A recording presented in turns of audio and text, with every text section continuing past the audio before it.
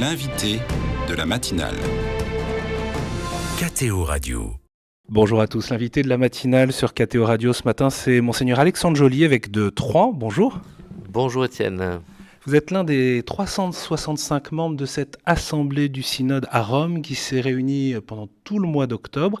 Et nous nous retrouvons ici à Lourdes alors que vous participez à l'assemblée plénière des évêques de France. Et au cours de cette assemblée, vous avez fait part de cette expérience, de ce travail à vos frères évêques. Qu'est-ce que vous avez eu envie de partager de ce mois de travail ? Je pense que le premier point qu'on a voulu partager, c'est l'expérience. Parce que dans l'événement du synode, on peut imaginer que ce sont des grandes réflexions. En fait, c'est d'abord quelque chose qui se vit, puisque c'est l'Église qui est en marche, c'est l'Église où chacun aussi a sa place, reçoit sa place, et puis participe à la vie de l'Église. Et l'expérience de cette première session du synode des évêques, là, de la 16e assemblée du synode des évêques, dit déjà quelque chose du mystère même de la synodalité. Donc nous avons rendu compte, comme nous étions 6 présents au synode, nous avons chacun pu transmettre, partager un aspect de ce qui a été vécu, et ce qui a permis ensuite d'avoir un échange assez intéressant avec nos frères évêques. Est-ce que c'est une expérience facile à partager, dont il est facile de rendre compte ? Il y a des choses qui sont assez évidentes ou faciles à partager. Le simple fait que dans la salle Paul VI, qui n'était pas la salle habituelle du synode, on soit les uns les autres autour de grandes tables rondes, 12 personnes avec quelqu'un qui aide la parole, et puis chacun autour de la table qui parle avec d'une certaine manière la même autorité de réflexion, d'approfondissement, d'écoute, de discernement. Ça, c'est quelque chose qui peut se transmettre assez facilement. La richesse, parce que le synode, c'est un des aspects, la richesse de la rencontre avec des chrétiens du monde entier. Quand vous rencontrez des chrétiens d'Australie, des chrétiens d'Indonésie ou des chrétiens du Paraguay, et que vous entendez les questions qu'ils se posent, qu'ils vivent, la force de la vie de l'Église, les souffrances. On a entendu aussi beaucoup d'aspects de souffrance de la vie de l'Église. Je pense, dans ceux qui m'ont marqué, il y a l'évêque de Téhéran, avec la question de leur place dans ce pays, la difficulté, une forme de solitude, d'isolement. Donc ça, ce sont des choses qu'on peut vraiment transmettre. Et c'est très beau parce que c'est vraiment l'Église. Nous, on voit souvent l'Église à l'aune de notre univers, donc de notre pays, parfois de notre diocèse, parfois que de notre paroisse. Et là, tout d'un coup, on a une ouverture sur l'Église partout dans le monde, mais c'est la même Église du Christ, c'est l'Église catholique. Donc c'est la très grande beauté de cette Église. Ça provoque des déplacements intérieurs, y compris par rapport, vous l'avez dit, les enracinements culturels, mais peut-être aussi les convictions pastorales ?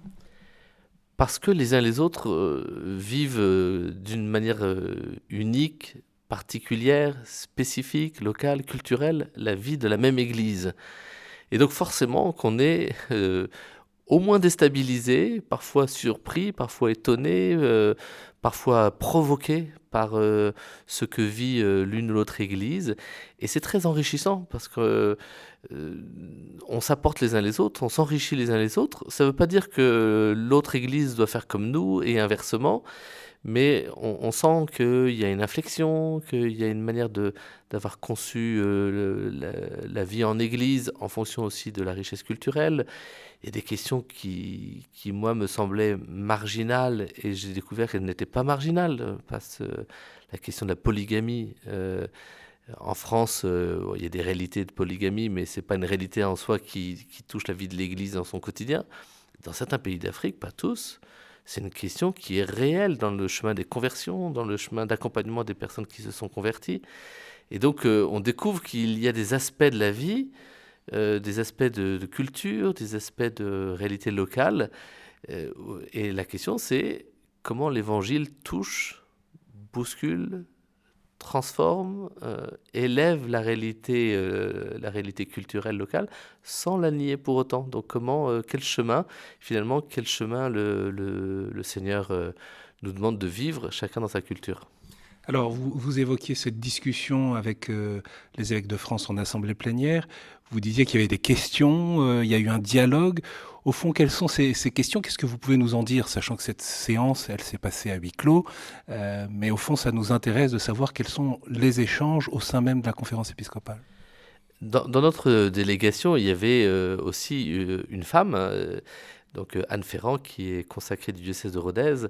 Et ça, c'était quand même très intéressant d'avoir aussi d'autres regards. La présence des femmes au synode a été une réalité forte et c'est heureux parce qu'en fait, l'Église, elle a cette diversité, elle a cette complémentarité qui est voulue par Dieu. Et donc, c'était important d'y faire droit.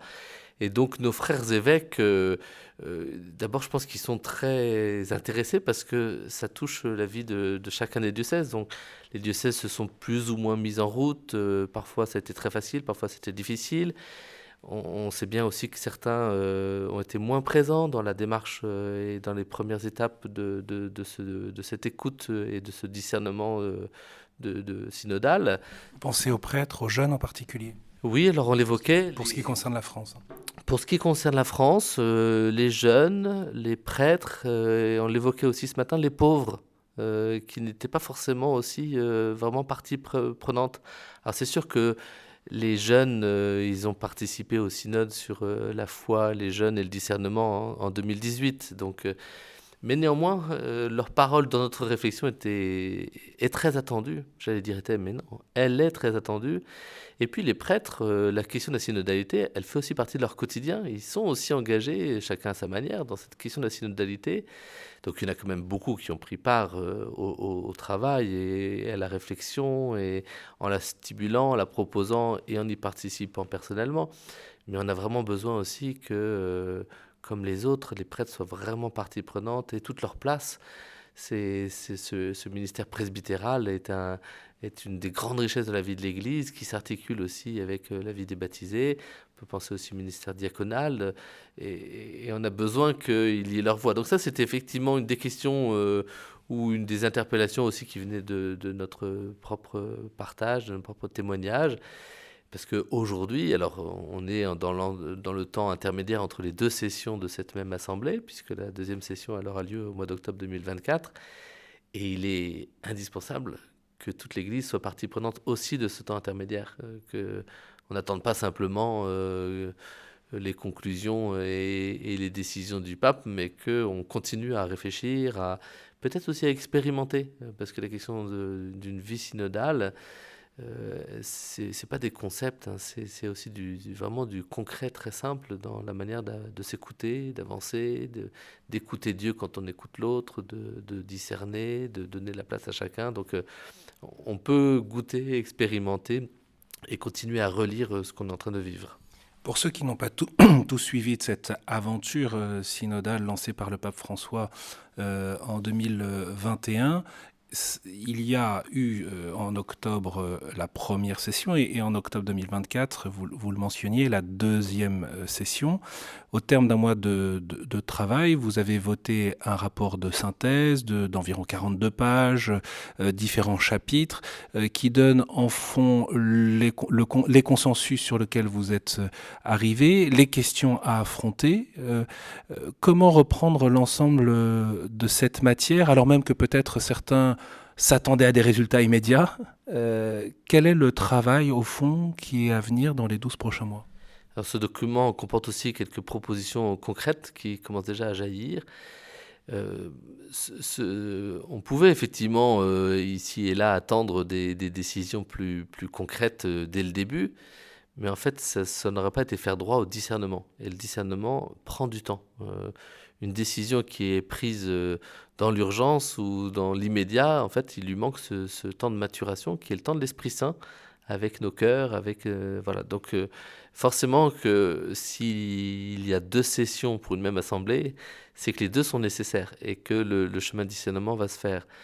Moi, ce que je proposerais, ce que je conseillerais très très volontiers, effectivement, il y a le rapport de synthèse, mais il est vraiment important qu'il soit travaillé ici et là, dans les diocèses, peut-être dans quelques conseils, mais peut-être qu'un document très accessible et qui peut être vraiment éclairant, c'est la lettre au peuple de Dieu que nous avons écrite, travaillée et votée. et qui, elle, donne des pistes assez fortes d'abord de ce qui s'est vécu, de ce qui bouge, de ce qui commence à jaillir, et puis une invitation à prendre part à ce chemin. Et donc, j'encourage très volontiers les uns et les autres et tous nos auditeurs, je les encourage à lire et à reprendre cette très très belle lettre au peuple de Dieu. Comment associer justement ceux qui sont inquiets, distants ou même résistants par rapport à cette démarche qui aurait plutôt la tentation de faire la politique de la chaise vide? Les peurs sont compréhensibles. Et il faut qu'on entende, dès qu'on bouge, il y a des peurs et des résistances. On le voit bien dans l'Évangile. On ne peut pas dire que les apôtres aient suivi les yeux fermés et sans question tout ce que Jésus leur a demandé de vivre. Et il y a des résistances, il y a des reculs, il y a des hésitations, il y a des incompréhensions. Donc, mettons-les sur la table, ces peurs, exprimons-les. Il n'y a pas de raison de les cacher, il n'y a pas de raison de les enfouir. Bon, elles font partie de nous. Sauf que comme on est conduit par le Christ, on ne reste pas enfermé dans la peur. Les apôtres, se sont enfermés après la résurrection jusqu'à ce que le Christ les rejoigne, les bouscule, ouvre les portes et les invite avec leur peur, mais à dépasser leur peur pour la bonne nouvelle. Et donc, ceux qui résistent, ceux qui hésitent, ceux qui ont peur, ceux qui pensent que c'est pas une bonne chose, mais au contraire, venez. Parce que si vos peurs et vos résistances, vous les gardez pour vous-même, elles n'apporteront pas à la vie de l'Église une lumière dont on a besoin. Les choses ne sont pas faites. Certains ont imaginé que l'agenda du synode était déjà fait, que voir le texte était déjà écrit. Moi, je peux vraiment en témoigner que nous avons construit le chemin ensemble dans ces 4 semaines pleines du synode et on continue à le construire. Donc, il n'est pas trop tard d'apporter des pierres à l'édifice et des pierres différentes, comme dans nos magnifiques églises en France, et qui sont faites de pierres tellement différentes. Mais il faut que chacun puisse apporter ce qu'il veut pour faire grandir l'Église. Et en même temps, monseigneur Joly, il ne faut pas être naïf, vous parlez d'agenda, il y en a qui participent avec un agenda et qui ne s'en cachent pas d'ailleurs. Ils peuvent parler de modernisation de la vie de l'Église, mais il y en a qui ont cette démarche-là. C'est certainement inévitable et nous arrivons avec tout ce que nous sommes nous-mêmes, avec nos préoccupations, parfois aussi avec nos idéologies. Les idéologies, elles font partie de nos êtres. On est invité à les évangéliser et à les laisser traverser par le regard de Dieu. Donc forcément que l'un ou l'autre peut arriver avec des désirs, avec des idées toutes faites, sauf que le synode ne permet pas de rester enfermé dans ces idées toutes faites. Et je crois que c'est la manière dont s'est mise en œuvre cette première session est assez éclairante sur la manière d'accueillir les hésitations des uns des autres, les agendas des uns des autres et les idées qui seraient déjà construites. Et on voit bien que le document de synthèse ne suit pas toutes les questions qui ont pu jaillir ici ou là, même de celles qui ont été clairement exprimées dans l'Instrumentum Laboris, ce document qui faisait la suite des assemblées continentales et qui était le point de départ de notre réflexion. Parce qu'on avance ensemble et que celui qui a un agenda trop fermé ou des idéologies qui ne sont pas ouvertes à autre chose, en fait, il ne peut pas infléchir l'Assemblée dans ce sens-là. Et ça, c'est la grande force d'être autant de membres et de membres différents et d'avoir travaillé autour de tables, d'écoute, de prières, de retour en congrégation générale où chacun pouvait prendre la parole. Donc, voilà, les agendas personnels ou les agendas d'un petit groupe tombent, à mon avis, inévitablement. Alors, ça ne veut pas dire que tout est paisible, ça ne veut pas dire que tout se fait facilement. Et il y a un vrai défi, un vrai combat, et un combat spirituel. Mais c'est ce qui se fait depuis le début à la suite du Christ. Hein. C'est très, très touchant quand vous lisez les Actes des Apôtres. Il y a ce que les uns et les autres projettent, imaginent, et puis ce que l'Esprit fait. C'est très beau de voir comment l'Esprit Saint, il accueille la démarche, mais il la bouscule complètement pour qu'on entre dans son harmonie et non pas dans ce qui nous pensons être parfaitement établie et qui serait complètement la volonté de Dieu.